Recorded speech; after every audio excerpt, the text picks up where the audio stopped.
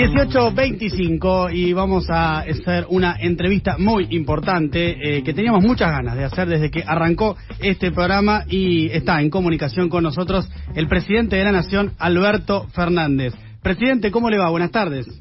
¿Cómo andas, Iván? Bien, la verdad que bien. No sé si tutearte o no, Alberto, te digo la verdad. Pues siempre nos tuteamos, así que no hay motivo para que no nos tuteemos. Ese es un debate que tengo siempre con los periodistas, ¿no? Sí. Pero la verdad es que el tuteo ni supone falta de respeto ni condiciona nada, simplemente es un modo de trato. Y a mí me suena muy chocante, porque además a mí me cuesta mucho tratar de usted a quien conozco y trato de hacer mucho tiempo de voz. Claro. Pero aquí alguien tratándome de usted y yo contestando de voz y suena horrible.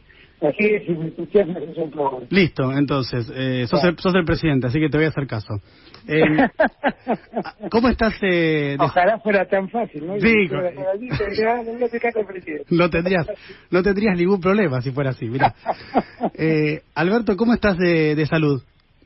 Muy bien, muy bien. Esto es todo una cuestión preventiva, ¿no? Frente a lo que pasó con Gustavo.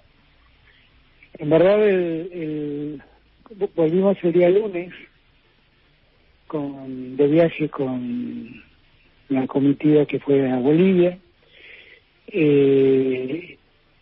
Cuando llegó Gustavo se encontró a una de sus hijas con síntomas de coronavirus. Durante el martes esos síntomas persistieron y el martes a la tardecita llamaron a un médico, se hisoparon y ahí detectaron que la hija tenía coronavirus, algo que arrastraba el sábado a la noche, los síntomas, y Gustavo evidentemente se contagió con ella. Pero el protocolo dice que si uno estuvo con alguien que se le detecta coronavirus 48 horas antes, entonces tiene que aislarse. Y estoy cumpliendo el protocolo que hemos dispuesto. Como estuve con alguien que estaba 48 horas antes del miércoles y lunes, estaba obligada a hacer este aislamiento, y eso fue lo que hicimos todos, cumplir con la norma que se impuesta. Pero también no es que ninguno de nosotros decimos, todos nos hisopamos y todos los que viajamos y ninguno dio positivo, todos dimos negativos. Hay en los últimos tiempos, se te ven en algunas imágenes o fotos, un poco relajado con el tema del barbijo, distancia social. ¿Te fuiste relajando con el correr de las últimas semanas? Yo te diría que yo soy... Hay una parte que no se ve, que es que yo cada vez que estoy en un acto, en una ceremonia, tengo al lado mío una suerte de ducha de alcohol permanente. Y hay un señor que está al lado mío permanentemente tirándome alcohol. En las manos y en la cabeza, en la cara, en el cuerpo, en la ropa, por sobre la ropa. La verdad es que hay muchos cuidados que eso obviamente en la foto no sale, pero eso sí ocurre. Yo soy todo lo cuidadoso que puedo ser. A veces, seguramente, tal vez uno se distiende en algún momento, pero trato de... Si yo siempre hay una voz que me llama la atención y trato de volver al cuidado. Creo que es algo que debe pasarnos a todos. Lo que no debemos olvidar es que el problema no está superado, con lo cual que yo me relaje también está mal. Y hay que tener cuidado, no hay que hacerlo. No hay que hacerlo porque el riesgo existe. Está dando vueltas cerca nuestro. Evidentemente es así. Esto que pasó de lo que contabas de la posibilidad de tuviste que aislarte porque tuviste contacto con Gustavo Vélez, por más de que él parece que fue después que lo contrajo, pero fue en el marco de que acompañaste a Evo Morales allí en un hecho que fue bastante histórico, ¿no? Porque volvió Evo allí a Bolivia. ¿El triunfo del MAS significa ahora que Argentina tiene un aliado en la región, al menos en Sudamérica, porque vos ya tenías una muy buena relación con el presidente Manuel López Obrador en México? ¿Significa que hay un nuevo aliado, o un primer aliado en la región, digamos, que no tenías hasta el momento? Mira, lo más importante es que en la región se ha recuperado en un país la democracia que se había perdido. Que para mí eso es lo más importante. Lo más importante es que Bolivia haya podido recuperar su democracia y que se respeten los resultados que el pueblo boliviano ha logrado en las urnas. Para mí eso es lo más importante. Después claramente tenemos con Arce, con Lucho Arce, que fue ministro de Evo durante todo su mandato, con lo cual lo conozco muy bien. Tenemos evidentemente miradas comunes sobre el continente y sobre el mundo. Y claramente son mucho más cercanas a las que existían con la presidenta del Facto. Todo igual, lo que más me interesa es que rescatemos es el valor democracia. Yo en este punto sí, porque si no, pareciera ser que uso esto por una conveniencia geopolítica. Lo que es importantísimo es que los pueblos puedan votar y que lo que los pueblos votan se respete. Y lo que había pasado en Bolivia es que asaltaron el poder, que pusieron en riesgo la vida de su presidente y su vicepresidente, de Evo Morales y de Álvaro y Archelineras, y que por lo tanto eso es un acto que es insoportable para la comunidad latinoamericana después de las experiencias que hemos vivido. Lo lindo y lo bonito es que eso duró solo un año, una pesadilla de exactamente un año, y que un año después Bolivia volvía a reencauzarse institucionalmente. Eso para mí es lo más importante. Obviamente tenemos muchas más coincidencias con el gobierno de Arce que con el que teníamos con la anterior presidenta. Uh-huh. Te traigo acá a la Argentina. Está, como bien sabes, la misión del Fondo Monetario Internacional en nuestro país, que llegó esta semana. Martín Guzmán ya habló y comentó lo del crédito de facilidades extendidas, digamos, al Fondo Monetario Internacional, que, como vos bien sabés, es un tipo de programa que tiene el fondo que, por lo menos en lo formal, después estará a ver qué es lo que hace el gobierno con vos a la cabeza, pero lleva adelante reformas estructurales este programa. ¿Eso incluye la posibilidad de que el fondo pida reforma laboral y reforma previsional? Mira, desde el primer día que yo hablé con Cristina Georgieva, le planteé las dificultades que la Argentina tiene como para hacer reformas de esa naturaleza. Porque en la Argentina tenemos jubilados que ganan poco, tenemos gente que tenemos un trabajo informal que creció en los últimos años y que ronda el 40%, que tenemos gente, un 40% de los argentinos debajo de la línea de pobreza, y que en estas condiciones no hay ninguna posibilidad de que un ajuste exista. Nosotros a lo que apostamos es a crecer, y que las cuentas fiscales se ordenen básicamente con producto del crecimiento, no del recorte.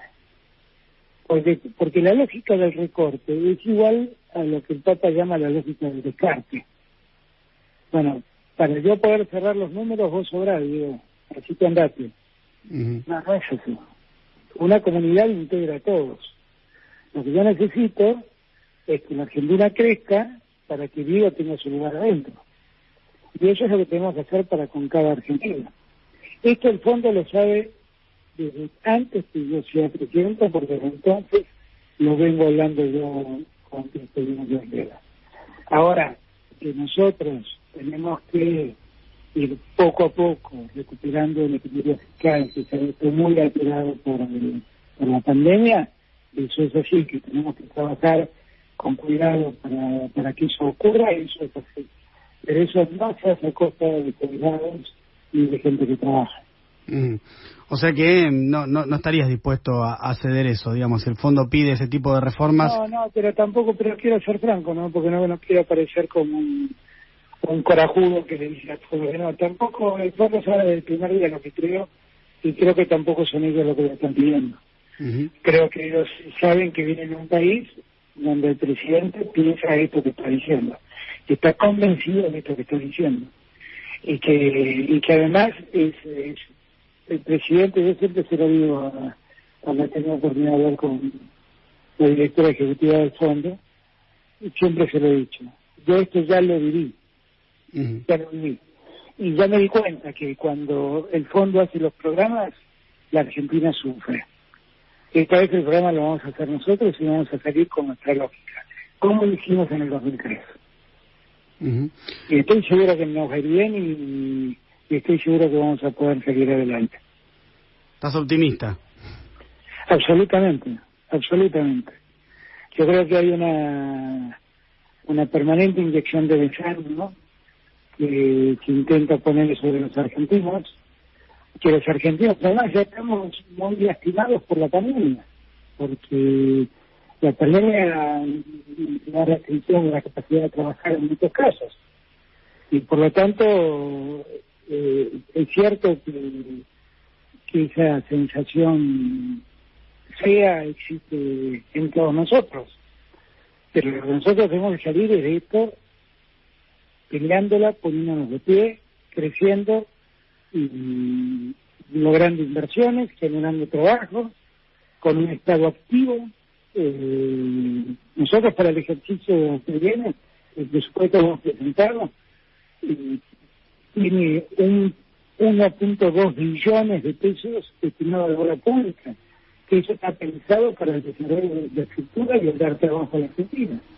Así que yo estoy muy convencido de que nosotros vamos a ponernos de pie, que el año que viene va a ser un año mucho mejor que este, y que vamos a ir poco a poco arreglando las cosas. Digo siempre que nosotros recibimos un país en terapia intensiva,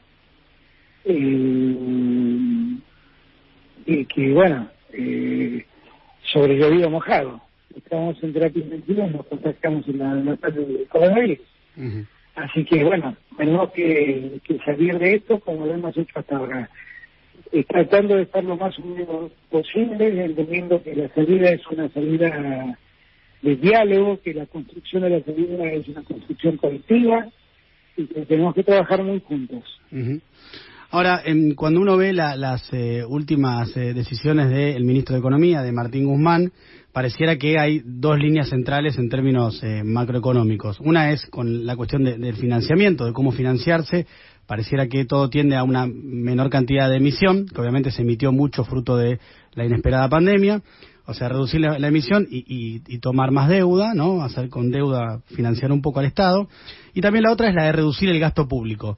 De hecho, en el presupuesto 2021, que se está tratando en el Senado, hay una proyección de 4,5, ¿no? Para el año que viene, que incluso puede llegar a ser menos. Esas líneas macroeconómicas no implican necesariamente que el año que viene entonces haya un ajuste por parte del Estado.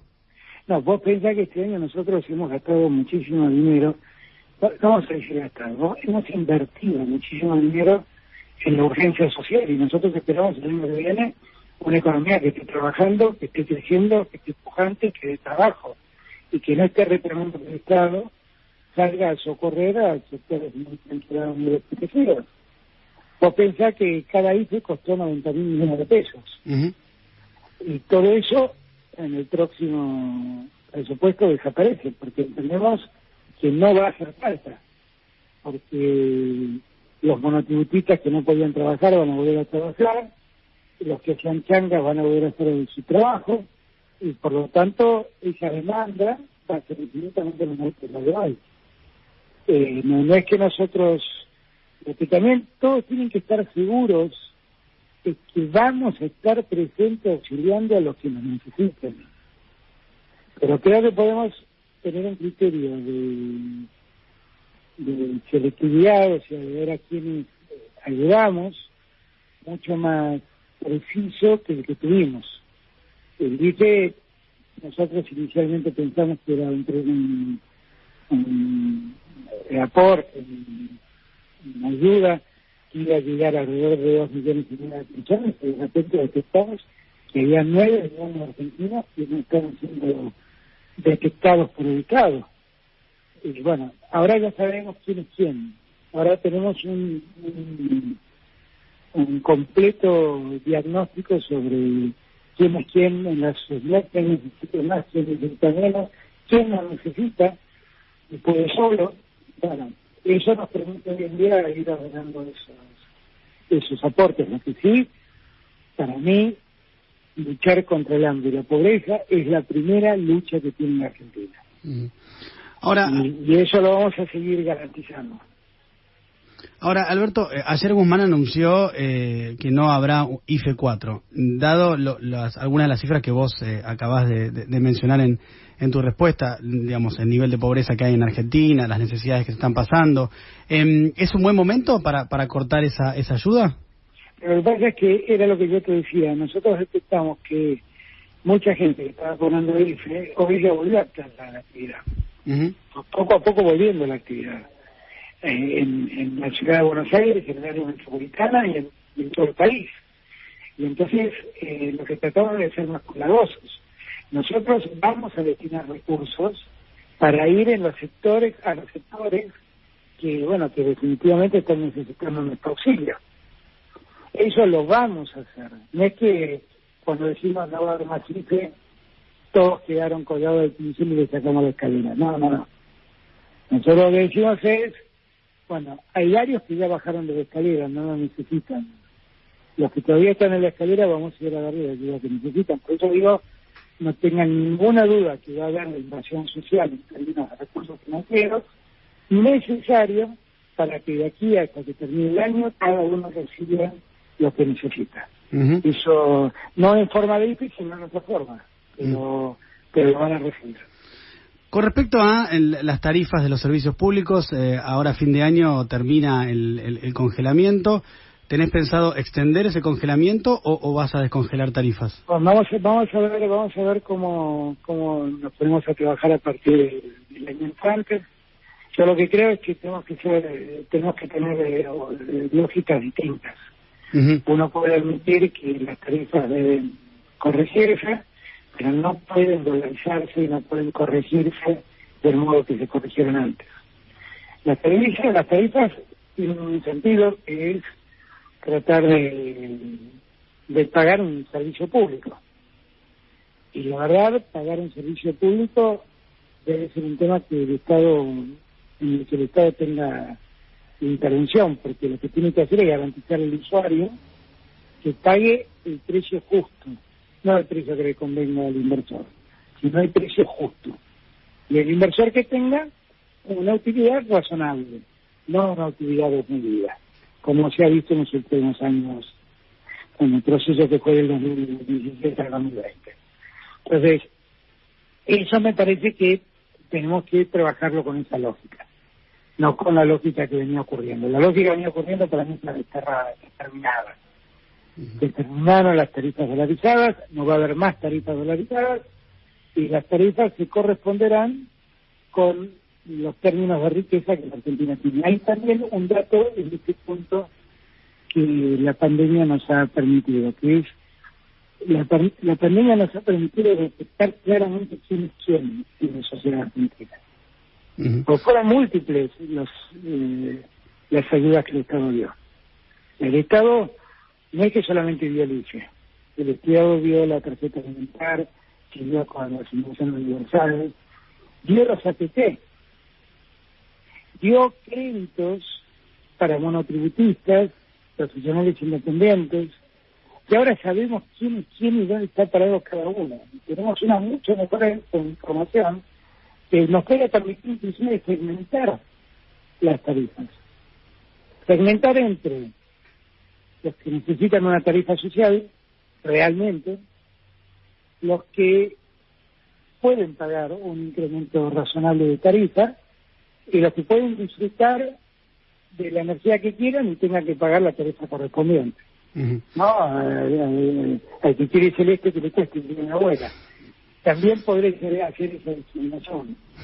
Así que estamos con muchas más posibilidades de hacer una lógica tarifaria mucho más justa, mucho más razonable y preservando fundamentalmente los sectores más débiles.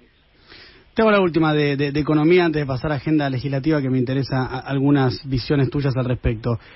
Como sabrás, ayer la CGT emitió un comunicado. Ayer a la noche entrevisté a Héctor Daer en IP, que calculo que ya debe ser tu señal de noticias favorita, si no me equivoco, ¿no? Tengo no me traigas problemas. Bueno, está entre tus favoritas, ahí ya lo pusimos ahí.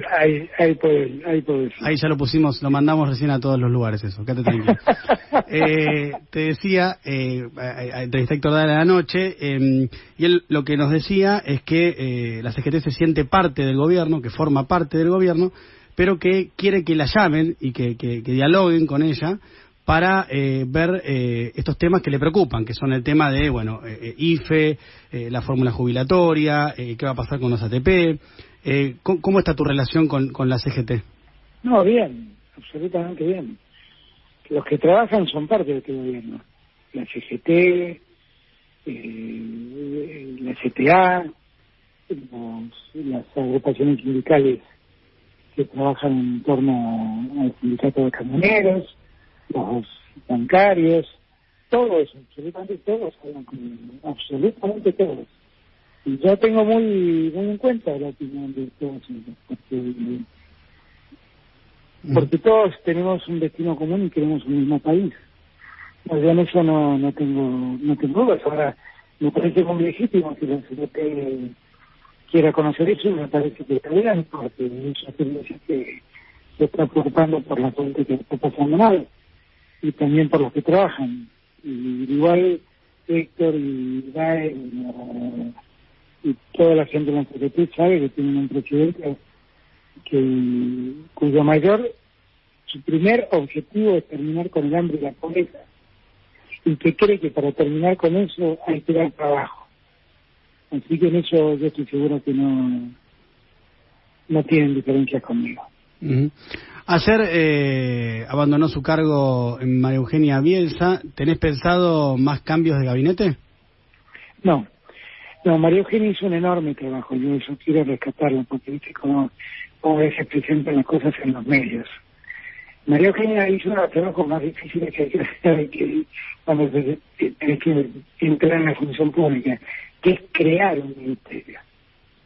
Uh-huh. Esto que parece una cosa muy simple es una cosa dificilísima, por una serie de cuestiones que tienen que ver con la buena administración y que tienen que ver lamentablemente con la burocracia. Y ella es un trabajo enorme, y en ese trabajo dejó en funcionamiento proyectos importantes, proyectos que tienen que ver con soluciones habitacionales, sacó del letargo 11.000 viviendas que estaban construidas y nunca nadie se ocupó de asignarlas, ayudó mucho en la corrección del procrear, ayudó mucho en las normas sobre alquileres. Ahora hizo un trabajo enorme. Ahora venimos hablando ya con María Eugenia desde hace un tiempo la idea de por ahí imprimir otras características, otra velocidad al ministerio, y por eso hicimos el cambio ahora. Pero inclusive le pedí que yo quería que iba a seguir haciendo parte del gobierno, porque tengo el más alto concepto de María Eugenia y el mayor de los respetos por el trabajo que hizo, que fue enorme. Son esos trabajos que no lucen, porque por ahí pocos lo consiguen. Pero crear un ministerio que no existía es una tarea ciclópea, que lo garantizo, por las reglas que existen en la ley de administración financiera, una tarea enorme, y ella lo puso en funcionamiento. Así que yo solo guardo gratitud y reconocimiento a su trabajo. Y con el resto de los ministros, ¿tú estás conforme? ¿No planeas ningún cambio? ¿Cómo? Que con el resto de los ministros estás No, no hay nada previsto. Bien, hay un par que están suspirando ahora, ¿eh? Bueno, pero eso porque leen los diarios. El secreto es no leer más diarios, ¿entendés? Porque los diarios terminan enfermándote. Uh-huh. Te llevo al maravilloso y mágico mundo del Congreso de la Nación. Allí están pasando varias cosas. Por un lado hay algo que se está debatiendo allí en el Senado, no en el recinto, sino en el Senado en sí, que es el tema del Procurador General de la Nación. ¿Daniel Rafecas sigue siendo tu candidato? Sí, claro. Y pareciera que hay un sector del oficialismo en el Senado que no está tan de acuerdo con ese candidato. ¿Vos lo ves así? Vos también les los diarios. No, yo no sé, eso no sé. Daniel es el candidato, a mi juicio, lo conozco hace muchos años, es un hombre de integridad absoluta. Yo necesito que en la justicia se dote y se nutra de gente digna, gente honesta, gente proba, y yo realmente creo que Daniel lo es. Uh-huh. Por eso lo propuse. Uh-huh. La posibilidad de cambios en la designación del procurador en cuanto a los números, a los votos necesarios. Eso ya es otra discusión que tiene el Senado, y ya ahí yo no me meto. Eso ya es un tema que es un tema de discusión del Senado, y yo no me meto. Está dentro de su competencia poder analizar estas cosas. Uh-huh. Otro tema que se va a debatir es el proyecto que vas a enviar para la despenalización y legalización del aborto.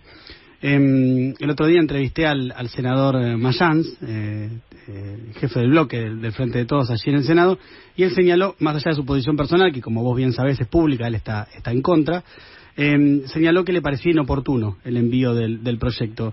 ¿Qué te parece lo que dijo el senador? No, yo lo respeto mucho a Mayans, lo conozco hace muchos años, y yo creo que hay que respetar todas las posiciones,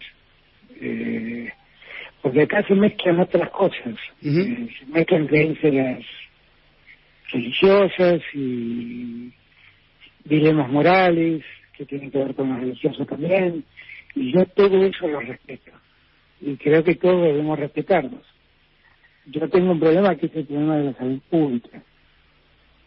Tengo el problema que la principal causa de muerte asignada a la maternidad siguen siendo los abortos mal practicados, y que los abortos son mal practicados precisamente porque son ilegales.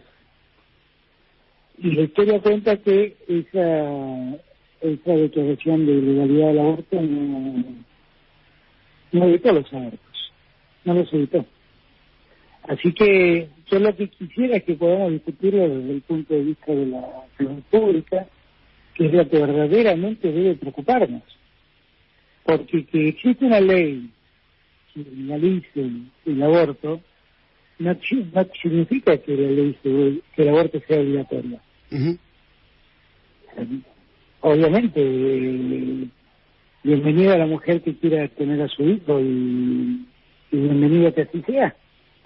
Pero hay muchas otras que por la causa que sea entienden que no es lo que quieran, y en ese caso, en determinadas condiciones, yo siempre digo lo mismo, en determinadas condiciones el aborto no puede ser castigado. Uh-huh. Digo en determinadas condiciones porque en algunas condiciones el aborto seguirá siendo delito. ¿Ok?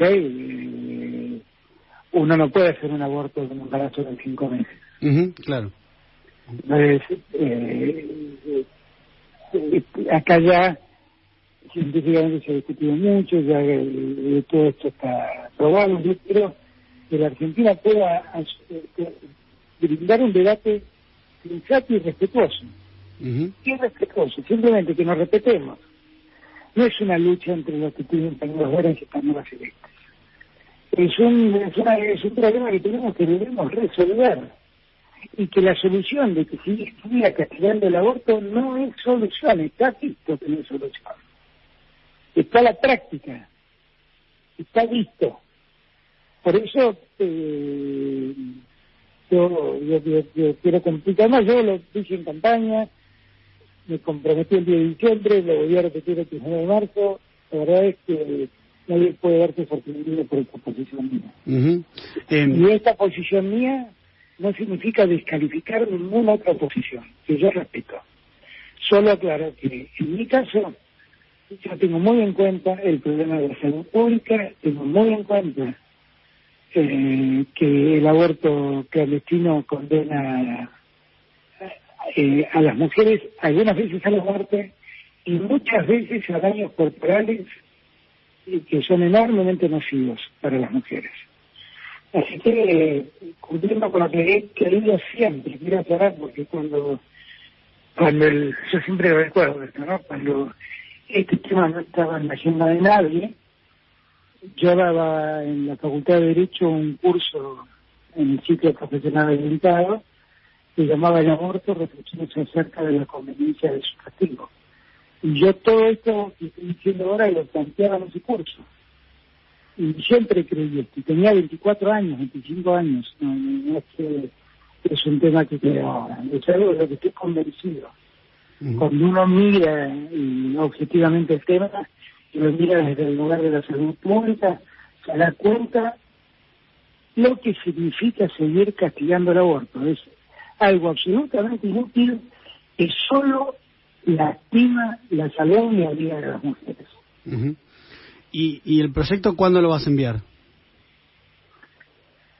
Pues yo supongo que en los próximos, antes de que concluya el periodo legislativo. El ordinario, digamos. Sí. Okay.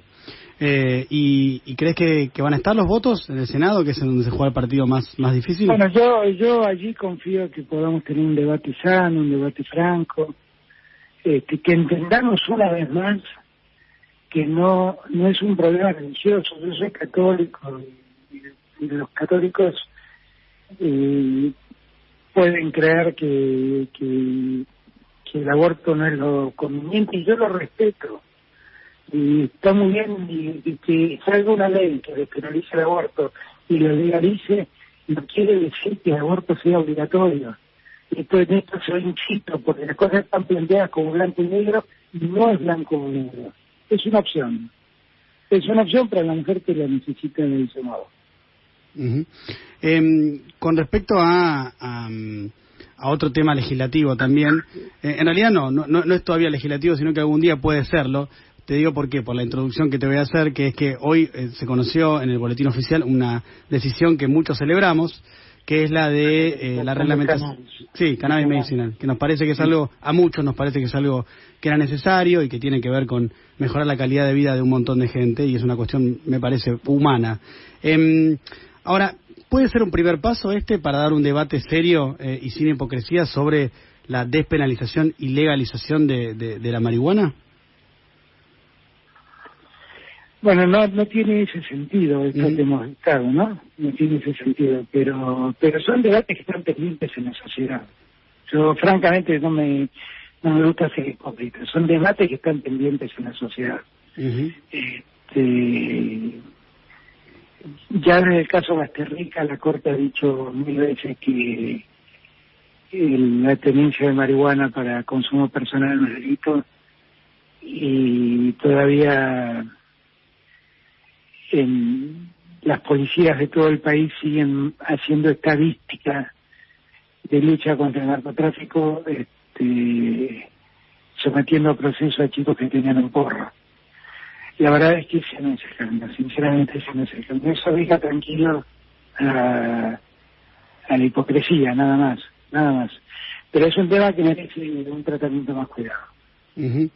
Te lo pregunto, entiendo lo que decís y entiendo que la reglamentación del cannabis medicinal no es la intención que sea el primer paso, fue una interpretación mía esa, como una posibilidad, ¿no? Para que el día de mañana sea.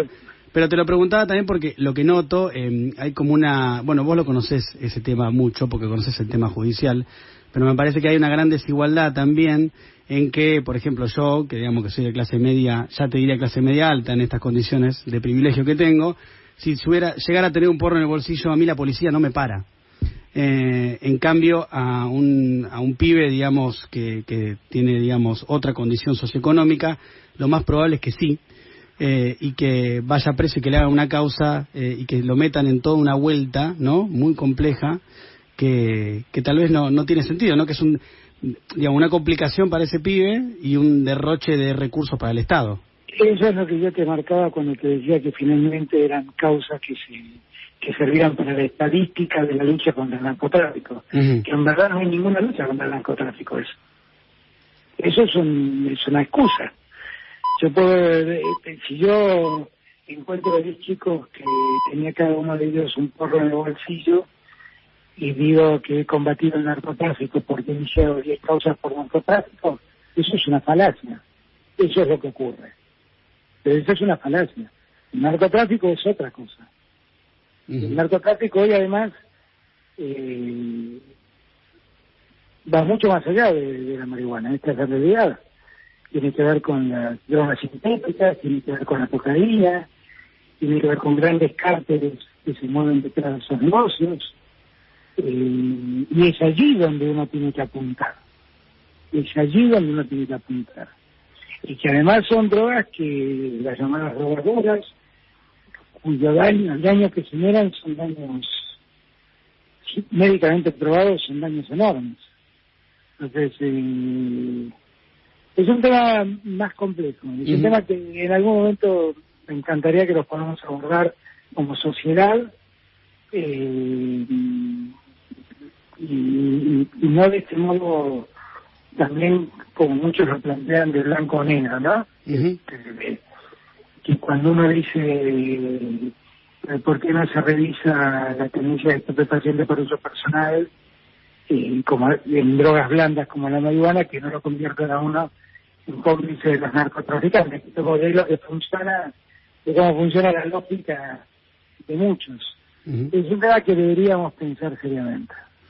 Un proyecto que va a ingresar también es el de la nueva fórmula jubilatoria. Habrás escuchado por ejemplo, al jefe del Interbloque de Juntos por el Cambio, Mario Negri, que fue muy duro con esta idea, diciendo que se tratará de una fórmula que apunta a ajustar a los jubilados. ¿Cuál es la intención de esta nueva fórmula? A mí me llama la atención cuando hablan así. Ellos se acuerdan lo que hicieron con Macri. Yo sinceramente las escucho y digo, qué impactante, ¿no? Qué amnesia colectiva, que tienen mucha fuerza. Yo no lo entiendo, juro que no lo entiendo. La fórmula esta, objetivamente, es una fórmula que existió en Argentina en los tiempos en donde los jubilados, en términos reales, más mejoraron su ingreso. Es la fórmula de los años de Cristina. Y es una fórmula económicamente muy sostenible, que combina cómo aumentan los salarios y cómo aumentan los ingresos fiscales. Y que yo diría que el año entrante para los jubilados puede ser muy beneficioso, porque seguramente el año que viene vamos a tener un rebote económico, los ingresos fiscales van a crecer mucho y los jubilados mejorarán mucho. Con esa fórmula, en los años de Cristina, los jubilados tuvieron un incremento real de sus jubilaciones muy importante, y con la fórmula de Macri perdieron muchísimo. Entonces, la verdad es que nosotros lo que queremos hacer es un país sostenible, y esa fórmula es una fórmula que fue bien pensada en su momento, que funcionó bien y que creo yo es correcto que la volvamos a imponer ahora. Y un tema más legislativo, tema impuesto a las grandes fortunas. Eso es un tema que está trabajando Máximo en la Cámara de Diputados. Yo ese tema no lo conozco el proyecto de ley, por supuesto. Vamos a ver si en algún momento se trata. Sería bueno que antes de fin de año tal vez eso se trate. Seguramente a nosotros fiscalmente nos serviría de mucho. Ayer hablamos con Agustín Rossi en este programa, y él comentó lo que se conoció ayer de esta mesa de enlace de las Fuerzas Armadas, y dijo Agustín Rossi que esta mesa de enlace conspira contra las propias Fuerzas Armadas en ejercicio, contra el ministro de Defensa y contra el presidente de la Nación. ¿Coincidís con esta mirada del ministro? Absolutamente. ¿Los ves como conspiradores? A mí me parece una enorme rémora de una Argentina que ya nadie quiere, que ni siquiera quieren los actuales oficiales de las Fuerzas Armadas, ¿eh? Estoy convencido de eso. estoy convencido. Y ellos sacan a reducir sus jinetas generales, pero son personajes que viven en otro tiempo de la Argentina. Ellos son los que manejaron el ejército y durante todos esos años los sueldos de los militares fueron todos aportes no remunerativos y sueldos miserables por los que no pagaban jubilaciones, que se jubilaban, recibían una jubilación miserable. Fuimos nosotros los que cambió todo eso. Ellos lo hicieron y ellos son los que cuidan el prestigio de las Fuerzas Armadas. Por favor. No, yo igual creo que son militares de otro tiempo. Gracias a Dios, en las Fuerzas Armadas, quienes conducen las Fuerzas Armadas son todas oficiales que ingresaron en la democracia. Así que tengo la tranquilidad de que estoy seguro no prestan nada atención a los dinosaurios que tanto daño le hicieron a la Argentina. Te voy haciendo las últimas, agradeciéndote el tiempo que nos has brindado para esta entrevista. ¿Cambió en las últimas semanas el vínculo del gobierno con los empresarios más importantes de la Argentina? Tuviste varias reuniones, te juntaste con Pablo Roca y otros grandes empresarios en las últimas semanas. Bueno, lo que pasa es que eso ahora se ha vuelto noticia, pero yo hablo con todos, desde siempre. Y la verdad es que yo creo que los empresarios tienen un rol muy importante que jugar en Argentina. Porque los que invierten y dan trabajo son empresarios. Y bueno, hoy que estoy atendiendo después de haber terminado un Zoom, hoy tendría que haberme reunido, no pude hacerlo por este momento en el que estoy sometido. Pero acabo de terminar una larga charla con una empresa inversora australiana que tiene un montón de proyectos interesantísimos utilizando energías renovables. Y así como ella, estamos recibiendo permanentemente proyectos de inversión de automotrices, de empresas cerveceras, de empresas alimentarias, alimenticias, de producción de ganado. Coto el otro día hizo una enorme inversión para desarrollar un frigorífico en Rosario que permite multiplicar por 2 las exportaciones a China de carne. La verdad, yo creo que tenemos una gran oportunidad y los empresarios son una parte central del desarrollo de la Argentina integral. Y obviamente que tienen que ser oídos y tienen que estar sentados en la mesa donde se debate cómo va a ser la Argentina. ¿Y ahí cree que la vicepresidenta cambió su mirada en estos meses? Porque te acordás la carta esa, el tuit que había hecho allí por el 9 de julio, después de que vos habías hecho un acto del 9 de julio con algunos de los empresarios más importantes. Ella, fue un poco crítica de eso, pero después hace poco... Ella hizo simplemente, retuiteó un trabajo de Alfredo Sayat. Sí. Que es una gran mirada de Alfredo, yo creo que lo quiero mucho y lo respeto más todavía. Así que eso es la mirada de Alfredo, y está bien, qué sé yo, pero no sé, en la carta última de Cristina ella dice que hace falta un diálogo que incluya a los dueños de los medios de comunicación, para ver cómo se sale adelante. No, yo en el ánimo de Cristina... Creo que en el ánimo de Cristina eso es coincidente con el mío. Que hace falta que construyamos un país donde la disputa se deje de lado y empecemos a pensar en un futuro común. O sea que tenés expectativas positivas para lo que viene. Yo estoy muy convencido de que hemos hecho las cosas como pudimos hacerlo en la pandemia, pero que lo hacemos esto bien. Tuvimos que hacer un gran esfuerzo fiscal para que nadie padezca más de lo que ya la pandemia lo vino a padecer, y yo creo que eso lo hicimos. Y creo que ahora viene el tiempo de la reconstrucción del país. allí vamos a ponernos al frente y vamos a pedir que nos acompañen todos. Uh-huh. Te hago la última. Dentro de poco la Comisión de Notables para la reforma de la justicia, de 4 puntos, ¿no? El Ministerio Público Fiscal entre ellos, Consejo de la Magistratura, Corte Suprema, te va a entregar sus conclusiones. Si allí ellos consideran que un punto importante para mejorar el funcionamiento sería el de ampliar los miembros de la Corte, ¿vos lo estudiarías, esa posibilidad? Me gustaría leerlo. Yo no sé, honestamente no he interferido en nada en esa comisión. Me llegan comentarios de que hay posiciones diversas, que hay posiciones distintas, que puede haber dictámenes, que puede haber más de un dictamen, y como nada de esto es vinculante para mí, lo que estoy seguro es que me va a aportar mucho, porque es una gente muy valiosa, y todas sus opiniones siempre son valiosas.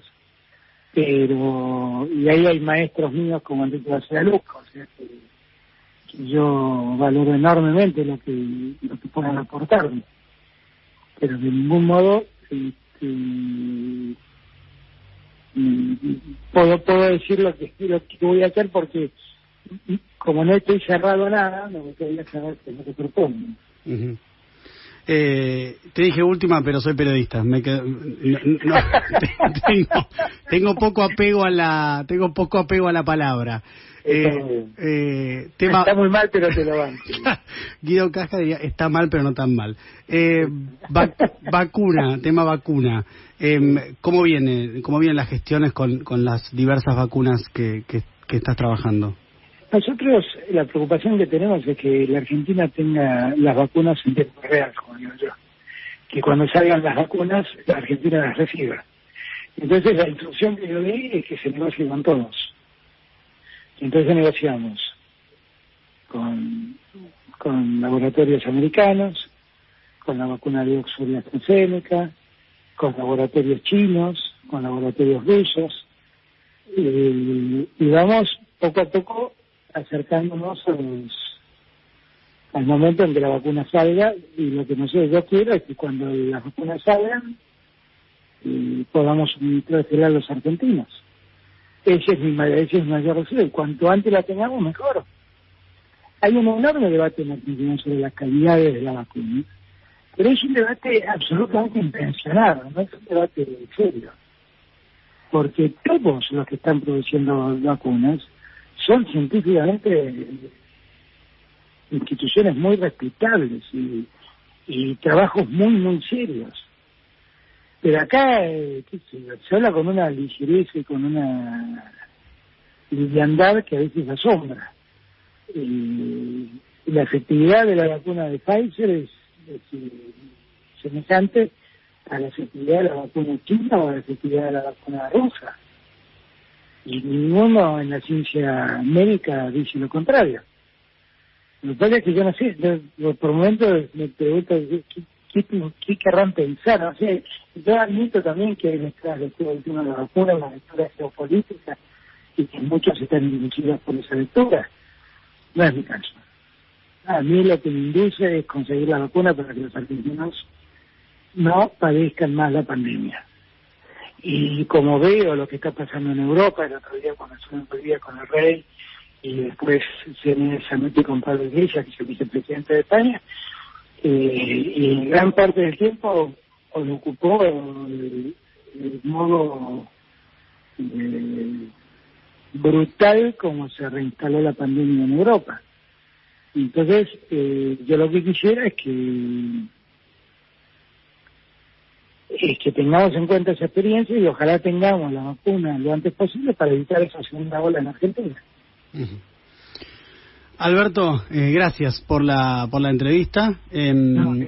¿Sigue siendo Radio con Vos tu radio prefe? Te escucho mucho, no voy a decir cuál es la radio con Vos, estás decidido a hacer un día con el resto. No se escucha, por momentos no se escucha a ustedes. Eso es bueno porque por un momento pensamos que tenías una particular predilección por Ernesto, y acá con... No, yo con Ernesto lo que tengo es un gran respeto. Ernesto es un periodista. Me vuelve loco, claro, te digo, el otro día en broma le escribí, mira, vos me haces más daño que el coronavirus, porque, pero la verdad es que lo respeto mucho. Ernesto es un periodista de una honestidad intelectual enorme, que muchas veces no coincide conmigo, que eso es parte de cómo deben ser las cosas, simplemente. Pero eso no me... A veces me hace cambiar el diario, no te lo mentir. Me hace cambiar la radio porque digo, no la banco más. Y cambio la radio. Pero eso es lo máximo que puede pasar. No lo... Estoy en la área en Ernesto y en Reinaldo, que es otro periodista extraordinario, gente que no sé cuánto coincide conmigo y cuánto no, y cuánto sí. Que cuánto coincide y cuánto no conmigo, mejor dicho, pero lo que sí son gente de una honestidad intelectual y una integridad moral, la toda pega. Yo la respeto mucho, yo a esa gente la respeto mucho, como sería de existencia, ¿no? Como pensé.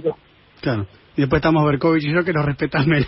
Berkovich, Berkovich, no, bueno, es que ahí... Es un chiste. Ahí, no, sabes lo que te respeto vos y sabes lo que... Sí, es un chiste. Lo que respeto a Alejandro, y también hay muchos periodistas, te digo con toda franqueza, que algunos son más jóvenes y por lo tanto no tienen la historia que tiene Ernesto, pero Reinaldo, Ernesto, Sloto fueron parte de un momento del periodismo que... Sí, obvio. Para mi generación fueron muy importantes. María Gonel es otro nombre que yo respeto muchísimo. Ella es una de las que se enoja siempre y dice que nunca le ve el reportaje, pero la escucho con mucha atención y la respeto mucho.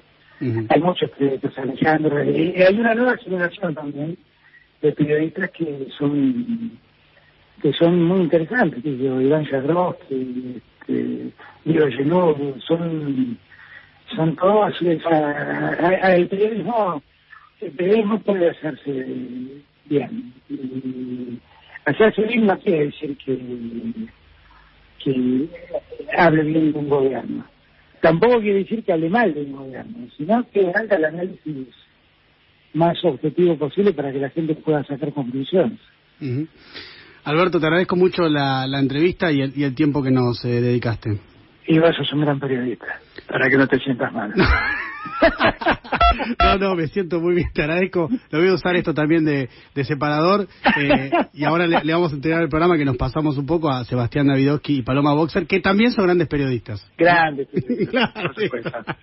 Alberto, un abrazo muy grande. Te agradezco mucho, de verdad, un abrazo muy grande. Bien, gracias. Hasta luego.